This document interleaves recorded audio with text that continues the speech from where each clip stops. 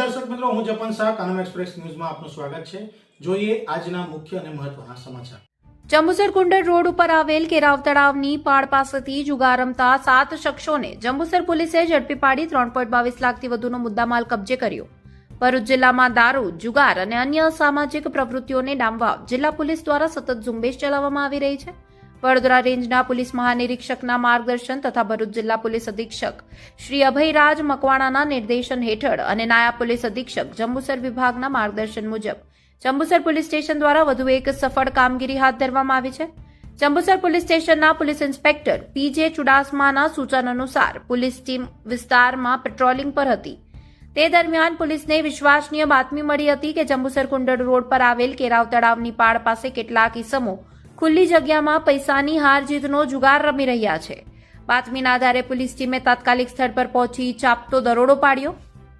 પોલીસને જોતા કેટલાક શખ્સોએ ભાગવાનો પ્રયાસ કર્યો હતો, પરંતુ પોલીસની સતર્કતા અને ઝડપી કાર્યવાહીના પરિણામે તમામ 7 આરોપીઓને સ્થળ પરથી ઝડપી પાડવામાં સફળતા મળી છે।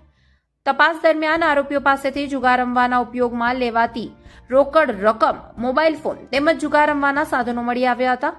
કાર્યવાહી દરમિયાન પોલીસે આરોપીઓ પાસેથી 10,530 રોકડ, 4 મોબાઈલ ફોન જેની કિંમત અંદાજે 3,11,500 તથા જુગાર રમવાના સાધનો મળી કુલ 3,22,030નો મુદ્દામાલ કબજે કર્યો હતો।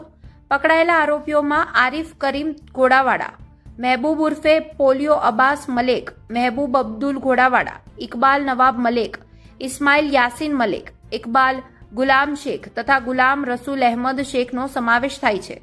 તમામ વિરુદ્ધ જંબુસર પોલીસ સ્ટેશન ખાતે ગુજરાત જાહેર જુગાર અધિનિયમની જોગવાઈનો હેઠળ ગુનો નોંધી વધુ તપાસ હાથ ધરી છે।